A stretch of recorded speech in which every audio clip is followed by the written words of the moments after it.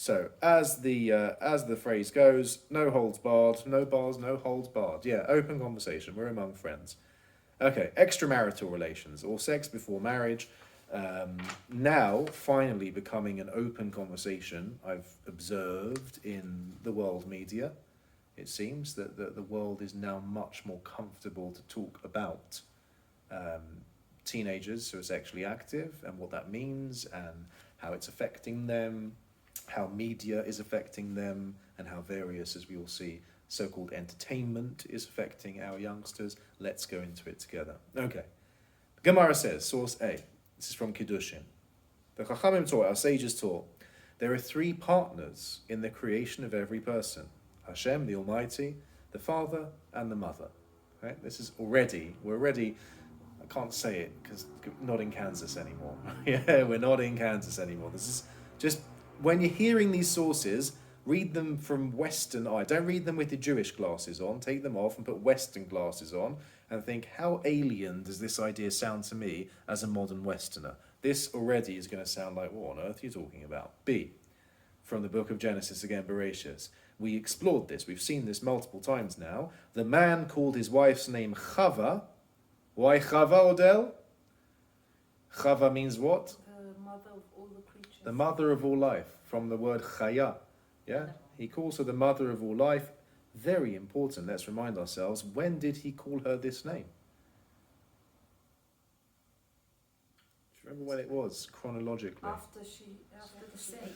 After they've eaten from the tree, and Hashem has told them off, right? And Hashem says to, Eve, what's going on? And Eve says, oh, it was the snake, right? Blames the snake. He says to Adam, what did he do? Well, it wasn't me, it was her. Yeah? What was his answer?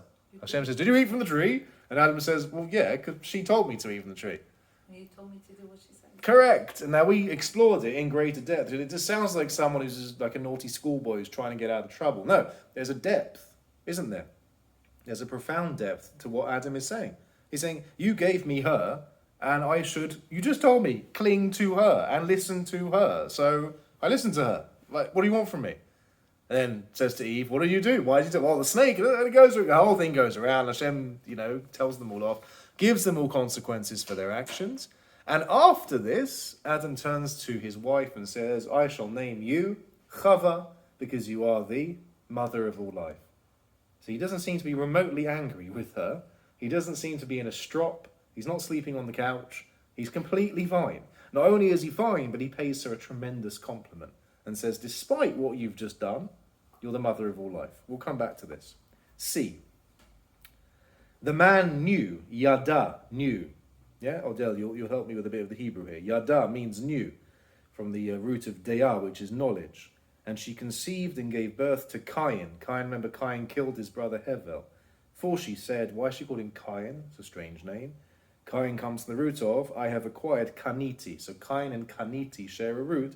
I have acquired a man with Hashem. So she's noticing that through childbirth, I've become a partner in creation with Hashem. So remember, let's start to draw some bridges here. We made an observation that there was something remarkable about Hashem says, I've created the world, here's the keys. You're in charge now. Now that's being recognized in reality through childbirth. Chava, Eve says, through raising children, I'm becoming a partner in creation with Hashem. Okay? We will come back to the Torah's choice of verb. The man knew his wife Eve is not a euphemism. Okay? It's not meant as some polite byword.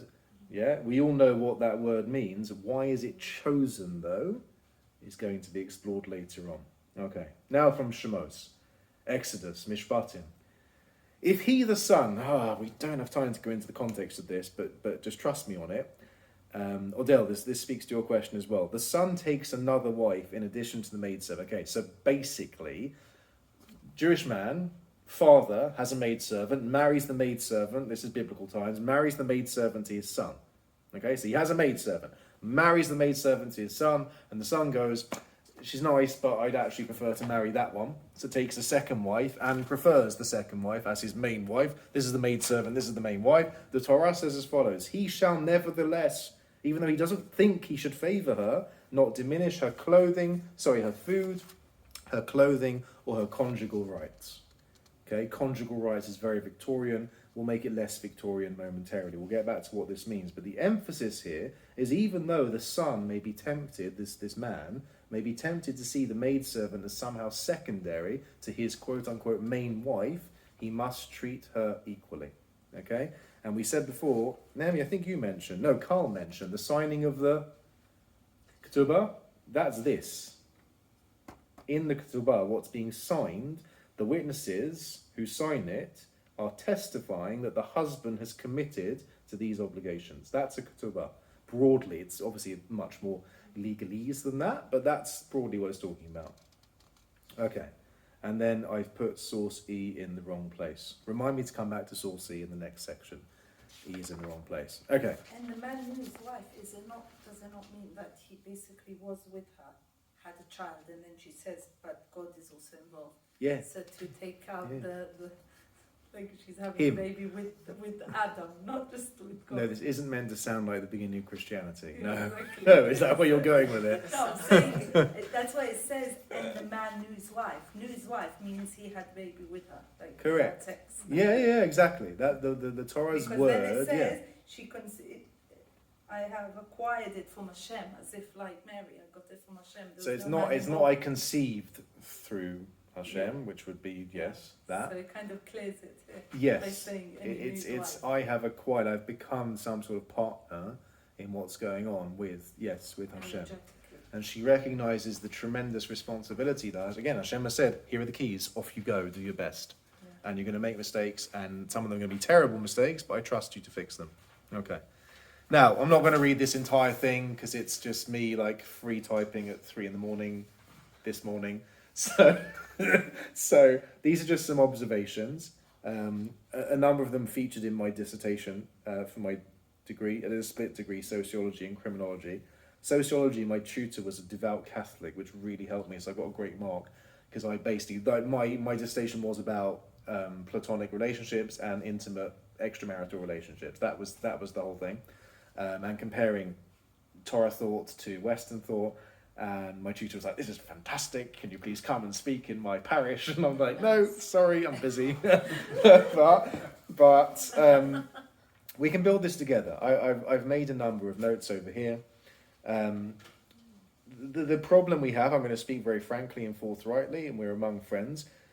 The struggle we have as parents is that we're raising children in a world that views sex completely. You cannot get more polar opposite to how Torah Judaism views it. I can see people nodding, and we can share together the feelings about that and experience about it. I'll throw some ideas out, and feel free to return serve if you want to. Sorry, it's all Wimbledon analogies now that it's started.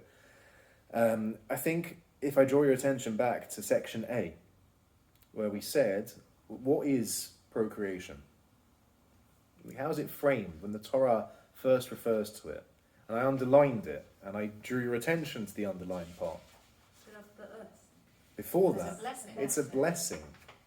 It's and I think this is self-explanatory, but somehow we live in a society that's completely forgotten this, largely because it is godless, but even still, even in the more godly sections of society, unfortunately what Christianity specifically did to sex was made it something dirty and unclean, which itself was catastrophic and disastrous.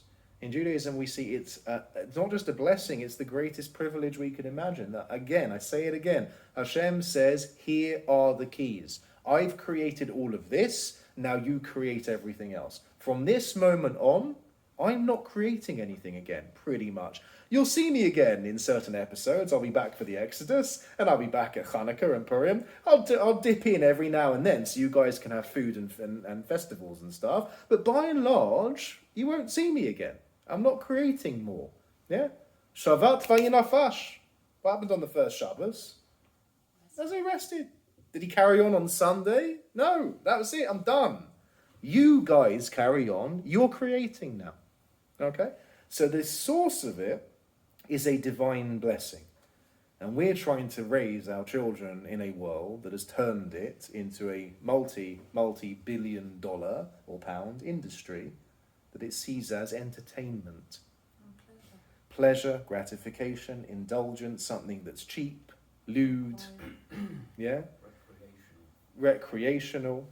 And I think it's safe to say what we're finally starting to see, which is a relief, certainly a relief to me, it's now reaching the mainstream news, is, and you have, you know, whenever a scandal breaks with some, I'm not going to name them on camera, but some Hollywood mogul or some media or some politician or even some member of the royal family, who's no longer a member of the royal family, when a scandal breaks, at least there's a proper discussion about it, as far as I can see. And there are serious discussions about, you know, right now, like, what is consent? Yeah, that's what I'm seeing.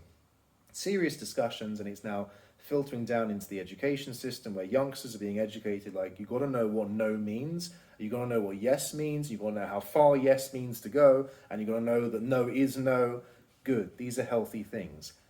But all that does to sex is says the bar is, once you've got mutual consent, anything goes. That's it. Your door's open. Good, great, have fun. Judaism isn't against having fun, but that's the bar. That's it. There's nothing sanctified about it. There's nothing blessed about it. There's nothing privileged about it. That's where we're at as a society. As we've observed, Chava, Eve, recognizes this with the birth of her first child. What she marvels at is the fact that Hashem has trusted me to bring life into this world. And I would say as well, and it's what, Carl, I'm relieved that you're here. So I was nervous it was just going to be on my own. But help me out with this, perhaps from a male perspective. I think it's safe to say that what we now call the sex industry is largely geared towards indulging male fantasies. That's where the money is. That's where the temptation and the urge is stronger, which again is not we're not Christian Victorians. That's not an ugly thing.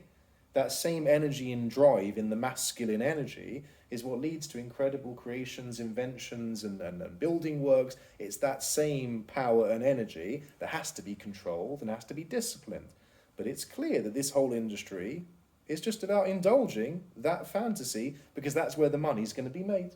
I don't think there's anything that radical about what I'm saying.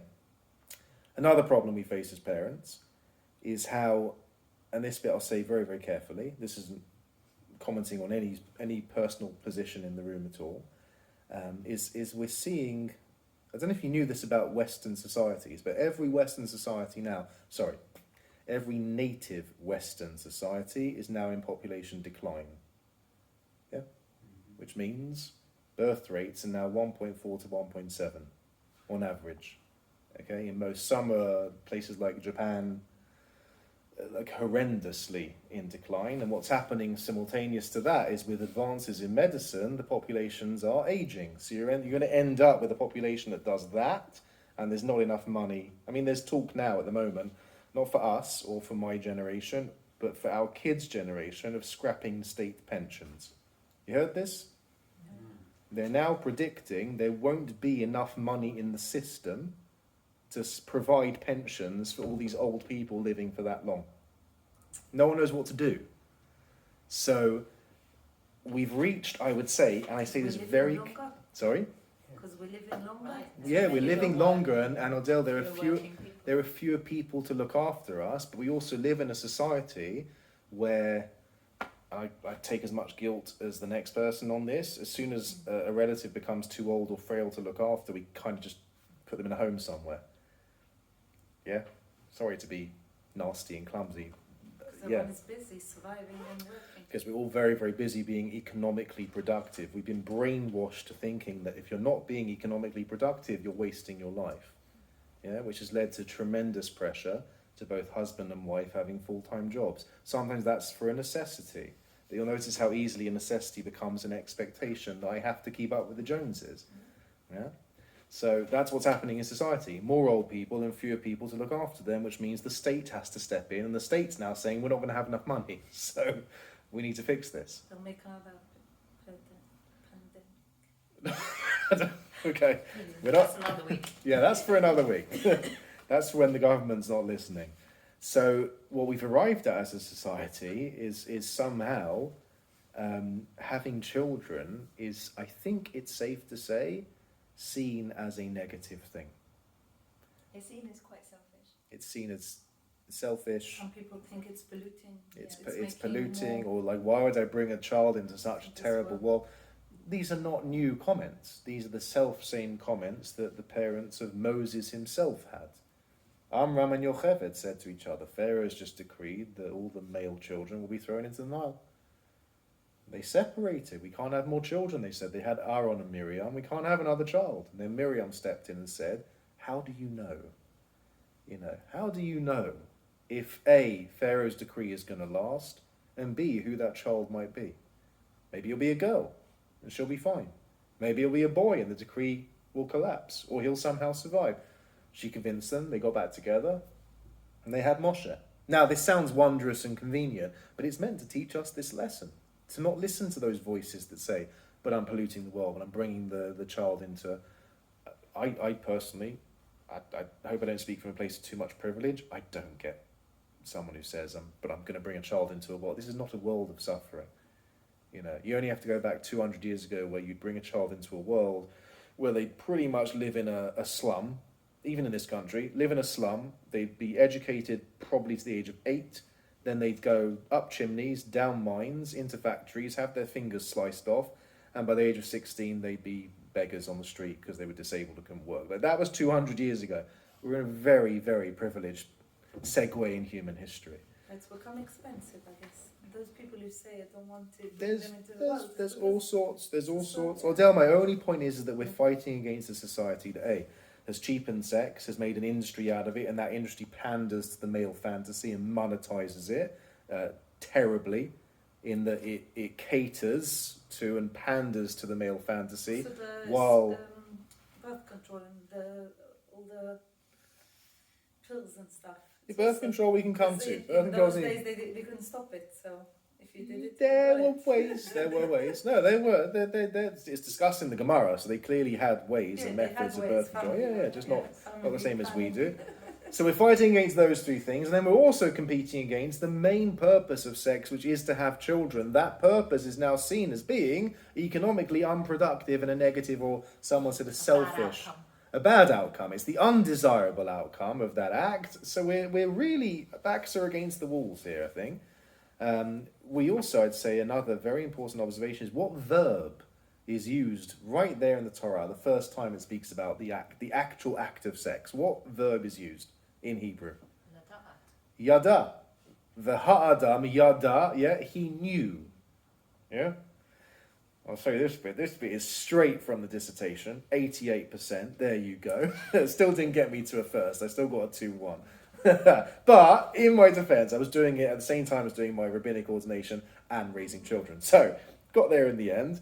This is lifted straight from the dissertation, which is, this is where you see the values completely reversed. As in, our children are growing up in a society where the norm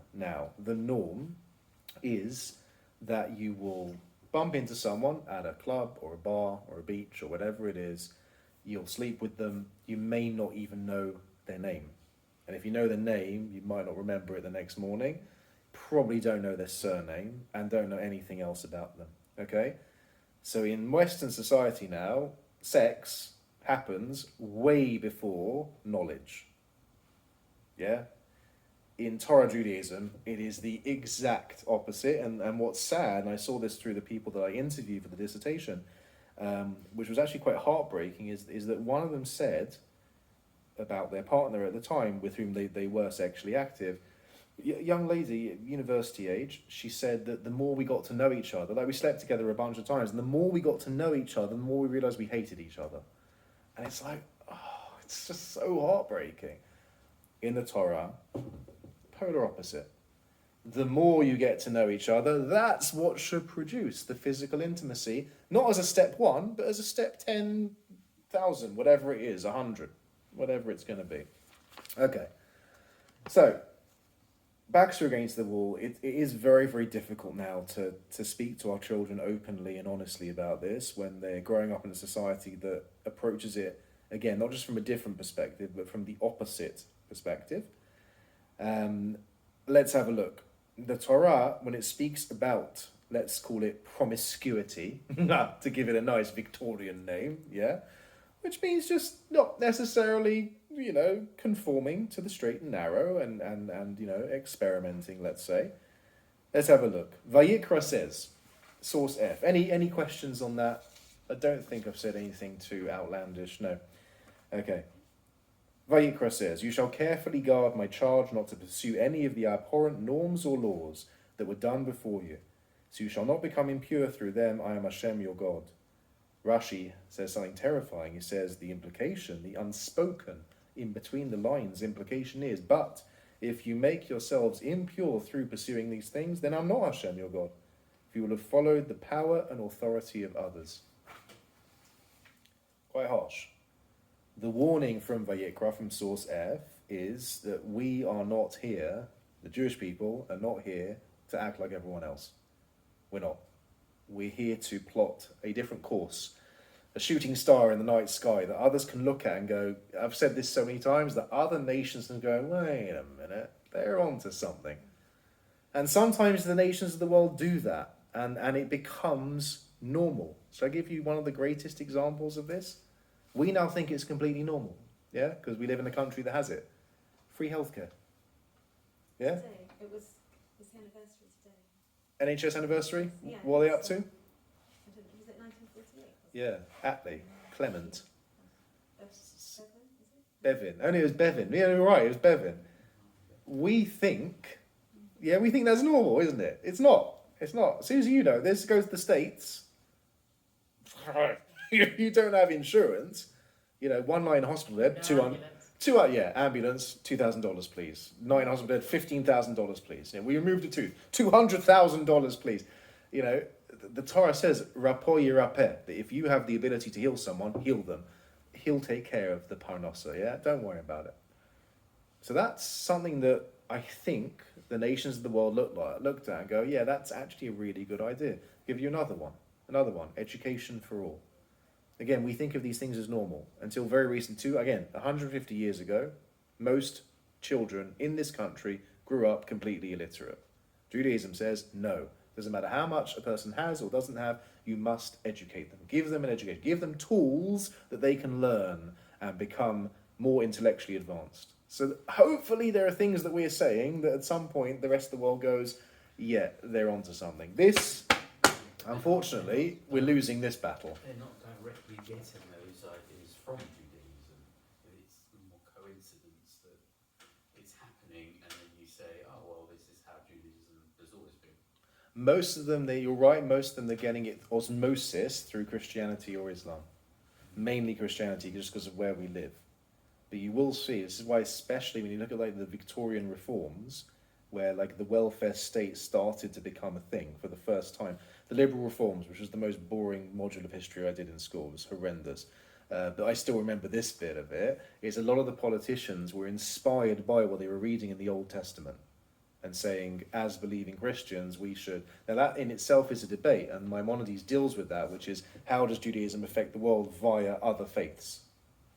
As one of the earliest original ones, how did it... But that, yeah, you're right, it's unusual it would be, direct. Israel has an interesting balance. So it's a much, much better... It has health insurance, but a tremendously robust safety net to catch people. You don't have a situation, as far as I know, it might have changed, but when I was living there... Dell's here. It's almost like if you live in Israel, you must pay a certain tax for the healthcare according to your status or your... Separate from income tax. Yeah, so it kind of covers you. Then Yeah. fancy insurance. But it was very So low it covers everyone. So insurance if you're on pay. a benefit, then obviously that is covered anyway. Yeah. But it's mostly if you're working, it's like going to pension, going to healthcare. It's a standard, and that means that everyone can get access Yeah. to it. But I remember being very affordable Yeah. insurance and excellent It's excellent not like coverage in there. America, you get better. Yeah. No, if you live there, it's almost like you must have it. Otherwise, you can't live here because how will we look after you Yeah. if you need hospital? It's like on your living Okay. status. Yeah. Anyway, I was just going to say Suzaku. I don't know. it's another one we failed at. Ah. Yeah. Yeah. Or something I didn't hear. Philanthropy. Sorry, I'm just Tzedakah. Right. the fact that we have to in Judaism we have to give 10%. Like to make It hasn't worked. Yeah, I think we can say this like it's safely observable. You just look at the world, you know, the idea of charity, giving. I think Jews are still like per capita way out of proportion from any other faith. It's just not seen that way. And again, so much of what I was discovering doing this, one of the reasons I did the degree was so I could contrast the two systems. So much of what I saw was a discourse of where you actually blame the poor person. You see that a lot, like when we talk about homeless people, where they'll go, oh, if they made different decisions. Yeah, they can if they made it, but now they haven't made those decisions and now they're here dying. Can you help them? No, because they shouldn't have done this 20 years ago. You like, get over that. That's not tzedakah, that's cruelty. But it hasn't worked. Don't know. Over the page. Source G. Apologies, this one's gonna be a bit harsh, but in Vayikra as well, do not make your daughter empty by allowing her to become a harlot. I wasn't sure how to translate that one. My apologies. Lest, I kept it Victorian, lest the land become defiled and will be filled with depravity. Then in Devarim there shall not be a promiscuous woman among the daughters of Israel, nor shall there be a promiscuous man among the sons of Israel. So it eventually does go both ways, for men and for women. Rashi again jumps in and says, this refers to people who treat theirs and others' bodies cheaply, worthlessly, pursuing a lifestyle. This is my translation, because he's writing this in the 11th century, of sexual liberalism. So the Torah doesn't like, we, in Torah Judaism, don't like a society where it's a free-for-all. Whereas I said before, the only bar there is, the only door that needs to be opened is consent. Beyond a certain age, of course. Who arbitrarily decides that age? Je ne sais pas. I don't know. I don't know where they get ideas from that someone's like throwing a, I don't know, it's like 14 some places, 16 other places, 18 in other places, 12 in some states in America still, I think. Oh, wow. Have John get back to me on that. I think it's 12 in some states. Yes, I made the same face. Like, yeah, it's very arbitrary. And once consent, whatever that age is reached, that's it. Everyone, you go, run free, be free, enjoy, yeah? The Torah says, nah, you got to rein this in because a society without boundaries and without sanctity is one that collapses. And I think we're probably seeing the effects of that today in Western society. So let's do a summary, then we'll kick in for some questions and a little bit of maybe angles how to approach these subjects with our children. And I invite contributions as well of how we might start tackling these issues with our kids. So summary number one. We've highlighted Judaism sex is the most sacred act because through it we directly imitate Hashem as a partner in creation. We're given that responsibility as a privilege. We've said, first and foremost in Jewish thought, it is an expression of mutual knowledge. Okay, physical intimacy should be a reflection or an expression of emotional intimacy, whereas in Western society it's an expression of mutual attraction, where all the two, again, consenting partners know is that we find each other attractive. That's it, and there's no other questions asked, don't even know their name. We've said, as well, we've made the observation, that the mitzvah, remember Carl, I said this in the ketubah, there's clothing, food, and, it doesn't say shelter, or physical protection, it's sexual gratification is a mitzvah from the husband to the wife. Not the other way round. Now that's discussed. I'll level with you. It's discussed in the Rambam, among others, that shelf, second one from the bottom, who discusses a scenario which is what if husband and wife are married and the wife refuses, for whatever reason, to gratify her husband? This is a dilemma, isn't it? Because the Torah, when he says, is one direction, that the obligation is his to her. It's a delicate discussion. But we recognize the philosophy of this, which I think is the important takeaway point, is that Torah Judaism recognizes that there is a risk, which we're now seeing in society, that you can be drawn too easily after the male urge. And you start monetizing that, and you start pandering to it, and you build an entire industry that serves that male passion. The Torah says, tough. Your obligation is to her, hers is not to you. It's not that way around. You're pandering to her pleasure, not the other way around. I find that to be a very powerful point. We therefore look at And this is where to maybe step in with our children who are going to start exploring. And if they don't start exploring, they're going to have friends who are going to start exploring sooner than we realize it. Extramarital sex is therefore seen as a misuse of the creative force. In all likelihood, and good luck trying to explain this to a stubborn teenager, but in all likelihood, it does not represent a reflection of mutual knowledge. Yada, that Hebrew word, it probably represents mutual attraction, which is fine, and that's not a sin, that's not terrible, it's normal, it's natural, but it's not necessarily healthy. It's a misuse of the creative force and isn't necessarily a reflection of genuine emotional intimacy, as we've said. I've made a final observation here, two final, one that only struck me at 3 a.m, which was that I noticed this, that when do Adam and Eve get together? For want of a more delicate phrase. Only after sin. So it's like they only really know after they've been through an ordeal together. That's really hit me. I was like, wait a minute, they've been through, they're created. What were they doing before? They were just... Any of that, loyalty shop. I don't know. I wasn't there. I was in a meeting. I don't know. I didn't see. Yeah, but it struck me as fascinating that Adam and Eve only hook up, as it were, which in today's society happens without any prior knowledge, after they've gone through a challenge, an ordeal, they've been taken to task, and they could turn on each other, could they not? They could turn on each other. Hashem's like, this is it. I gave you one rule. That's it, and you broke the rule. They could really be at each other's throats. Wouldn't surprise me if this would have led to the first divorce. That wouldn't surprise me. This is your fault. You advised me. What do you mean I advised you? The snake advised me. What me? It was the snake. What are you listening to a snake for? It's a snake, for crying out loud. What do you mean? He created the snake. That's it. Storms out. Yeah. Drives off in his truck and doesn't come back. Yeah. That wouldn't surprise me. And then the credits roll. Wouldn't surprise me. And then you get the MTV logo coming out. And yet, when they go through the ordeal, through the challenge, there's that temptation to rip each other to shreds. But he goes, 1 second, okay, we've made a mistake, but he still trusts us to fix this together, and therefore you are the mother of all life. And therefore my commitment to you, the devek, or del, the glue, the commitment, that's not gone anywhere. And that is what leads, I think it's a beautiful thing, that is what leads to, let's do this. In more ways than one. And let's bring life into this world and let's start fixing what we've done. Again, the West, we're like that.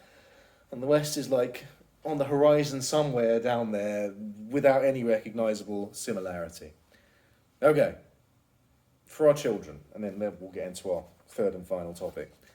Number one, and again, feel free to jump in with additions, with pushback. Safe space is so crucial. It's so, so important to understand. We've all been there. We've all been teenagers with raging hormones. They're curious. They're exploring. They're also scared. They're scared, like most teenagers, I think. I generalize, but I think it's true.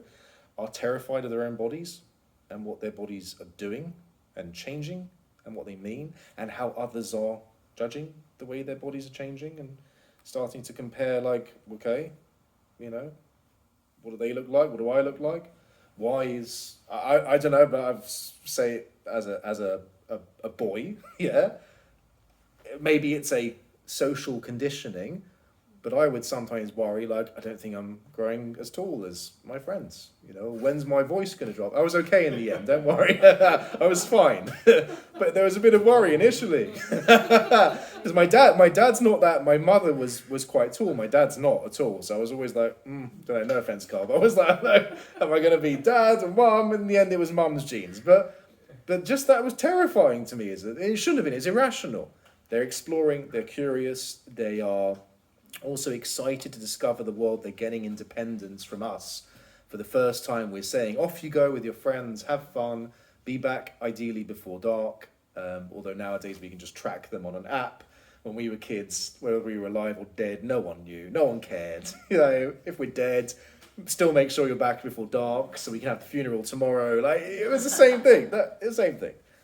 So they're excited to explore the world, and it's our role as parents to guide that process instead of suffocating it or dictating it. Teenagers especially need to understand, especially when it comes to their bodies and how they are using their bodies, which again, they are terrified by but also excited by. They have to understand that the world is broad enough to have room for their mistakes. There's enough space and more than enough time. They're 15, 16. There's so much time for them to make mistakes and learn from them. It's okay. And they learn that. They don't learn that from school because sadly in most schools they don't get the impression that there's time or space to make mistakes because they get punished for every mistake. So they're only going to learn that. They don't learn it at shul because at shul the rabbi's shouting at them, especially here. They only learn that at home. Very simple. They have to learn at home the same thing that Adam and Eve learned. It's not all over. We made a mistake. We're going to carry on. We'll carry on. Number 3, which is a delicate one. When it comes to, are we concerned about the sexual activity, maybe exploring pornography, masturbation, which again, these are all challenges that many, many people, in fact everyone faces, teenagers especially.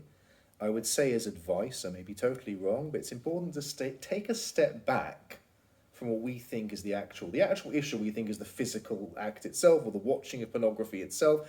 Take a step back and I think just try to bring in these conversations with it, which is like, what do you think this is doing? Why do you think society doesn't just tolerate this thing, but monetizes it, makes it a multi-billion-dollar industry? Why has that happened, do you think? And do you think it's a healthy... I'm not even talking about what you did or what you watched or what you enjoyed. No, I mean, just forget it's happened, done. But why does that exist in this world? And why does society view it as it does? And do you think I'm detaching from this, it's not emotionally enmeshed, I'm bringing them into my world and coming into their world. Where do you think that came from? Where do you think it's going? And do you think it's a healthy thing? Look at the bigger picture. There are certain maybe leading questions that we could explore with our children. Something like, is it healthy for people to feel judged or for their value to be based on their physical appearance? Like most kids, if they're decent, well-raised, thinking children, will probably come to the same conclusion as us on that question. They won't want to be judged just on the appearance, their physical appearance, and therefore they can probably come to the conclusion that they wouldn't want to judge others on that either. Very, very important point to make with them. A broader one that may be a little bit too delicate to go into until they're a little bit older is, again, to talk about the function of sex itself and why it's so cheap and baseless and empty in the West versus this is how we see it. This is how, as Jews, this is how we view it. Do you agree with the way we view it? Do you think that's something that's of interest to you? And then with relationships themselves, very important, again, remember, they're in love, and the person that they're going out with that's the one. Yeah, that's going to be the one. And it's like a Disney, and they're going to ride off into the sunset 100%, and this is the age of 16, and that's it. We're going to get married. We've decided, we've planned our future. As parents, good luck if we try to break that. Good luck. It's not going to work because we're just seen as interfering, and you don't even know me. We're going to get the full-blown tantrum. So again, detach, step back from it. And say, look, they're a really, really lovely person. Why don't you get to know them a bit more? Yeah? Put the gauntlet down. I'm not breaking this up. Great, they seem lovely. Can we meet the love of your life? Can we meet? Yeah. Mum and I would love to meet the love of your life, who you're willing to commit the rest of your future to, yeah? Start bringing them into a world of yada, knowledge, yeah? Of, is this based on the hormonal attraction of teenagers, or is it based on a mutual emotional connection?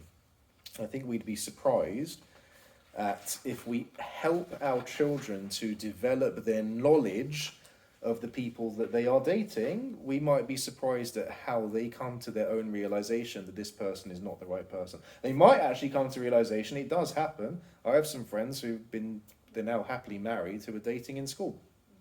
It's not unheard of. It does happen. Like they've been dating like 8 years or something, happily married. And yeah, I've got at least 4 friends who, out of 90, Carl, how many were in 90? 86? Yeah, 90. So that's a decent percentage. So who knows? Me or Dare? Who knows? The next one we've gone into, And then I think this is probably, forgive me for generalising, it's probably more of a relevant conversation with daughters, and so I'm not going to speak too much about this, and I'm not in any position whatsoever to preach about this, being as it is that I am not a female. But I think to draw attention, this is more from the world of modesty. Sniut, we call it. Normie's going to kill me for speaking about this, because it's not my area, and it's not my right to speak about it either. But it's applicable for boys as well. Again, just to draw into the observation that the West has successfully built a multi-billion-dollar industry that cheapens the holiest parts of our bodies. And that those parts of our bodies are not something to be ashamed of. Just draw attention to the Torah's perspective on this, that these are the parts of the bodies, male and female, that either produce life, like Hashem, or nurture life, like Hashem. And isn't it ironic that, again, just to make this observation, that those same parts of the bodies, that is what's been monetized, that's what's been indulged, that's what's been turned into some sort of entertainment industry, and where do we stand on that? What's so difficult is, I think, children are still educated to know what is private, what they must keep private, what Yes. they must tell someone if anybody ever, Yes. abuses, touches. But then it's in their face everywhere else. It's very Yeah. confusing. Yeah, what and the it's world is giving to glorified them. everywhere else. Yeah, and with the advent of things like OnlyFans, which you'd be surprised about how much I know about what's out there. It's it's just terrifying, where it's almost elevating certain people to the status of celebrities. People are making millions out of this, and our kids are hearing this. Influencers as well. It's going to be interesting once the social media ban comes in. I think that'll make it easier for parents to be like, even though we know it's difficult and to get you off Instagram and Snapchat and all that, I know it's like going to be pulling teeth without anesthetic. I know it's going to be like that, but can you see that society clearly realises there's a problem? It might be the government doesn't know how to deal with it, and it might be too late to deal with it, but can you see, my dear child, society has a sense there's a problem.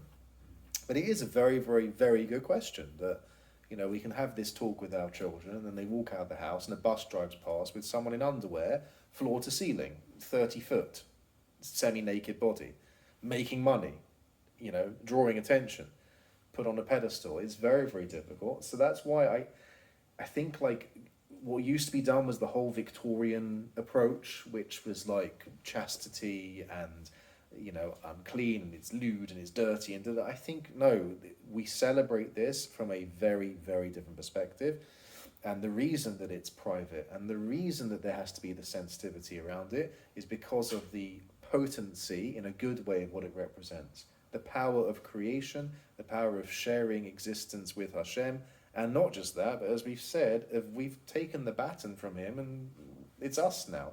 It's down to us. And so those parts of our bodies should be celebrated, not monetized, and not celebrated in a entertainment way as we would a circus or a film. Yeah. Any questions? Any other questions? Yeah, just briefly. Yeah. Am I correct in understanding in some very orthodox circles, marriages are arranged? Yeah. Right. So in which Mine was. Really? Yeah. My dad paid 2 cows in a field. Yeah. In Boreham Woods. It's arranged as abroad. Doesn't Is mean it- Yeah. blind. Doesn't mean. The halacha is very to be able clear. to- Carl, the halacha is very clear, unequivocal in Kedushin, that shelf, second from the top in that shelf. It says very, very clearly that you cannot have, what was the thing, blind date? Remember the program with what's her name? Cilla Black. Suggesting that it's a completely blind. It's not allowed to be. They have to meet each other, and if they don't like each other, it's called off. Yes, but coming back to the question of knowing each other, Yes. it takes time to know whether you like that person or not. Yes. So how can an arranged marriage work unless it's exceptionally flexible? And they say, well, here's the proposed spouse for you. Yes. Go away and see if you like It's an each excellent other question. for 3 months. It's a very, very That's good what question. They do, don't they? It's a very good question. They It they varies. can get to know each other. And And they No, talk not about- in the very Haredi. No. Haredi is a blind. the- It's in the not very, blind very date, but they Haredi, just yeah. see appearances. The because very they like the in the person very in front of them. Hasidic world, If the That's girl what I thinks did he's read. ugly, there she will can say be no, there sorry. will be it's very much arranged, and they will meet. They'll have one meeting before there's a Exactly. not the wedding itself, but there's like a betrothal or whatever. It's a commitment. They'll break a plate. You know, there's then the l'chaim. They'll wish a l'chaim. It's a very good question. I think we're not going to have time to go into it fully. Because these are the most orthodox people, and they're Yes. blatantly going against. Maybe the knowing is all the information they do beforehand, so the girl So has that's a part whole, of it. whole. A huge Of- part of about I him. Normie and I dated she from. doesn't- I flew back from yeshiva. I broke my fast Yom Kippur, went straight to Ben Gurion, and I was very hungry. And I had a rogalach and a drink, and then went to the airport to catch my flight. We dated for like 3 months, I think. Like, how well did I know her? And the Well, whole thing about certainly a lot more than Than the had Haredi. it It's been. it's really in terms of in quality, no, I don't think so. And I think that what Adele says is important. That so much of the knowledge, the mutual compatibility, is about shared values and goals, Mm. which is extremely important. That we're actually seeing a lot in Western society. Unfortunately, that's the last thing that's discussed. I literally hot off the press. It's not knowing his favorite color. They do the knowing before what he does, what his goals is, where he learns. This is his the family. much more like the real life questions. I'll just say anecdotally, just the other day I was talking to a couple. We were discussing whether I was going to do their chuppah or not, and I mentioned in passing, very innocently, as I often do, like, please God, when they're children. And one of them said, yeah, that'd be amazing. And the other one goes, what do you mean, please God, when they're, I don't want children. And they look at each other, and I'm like, oh, criminy, what have I done?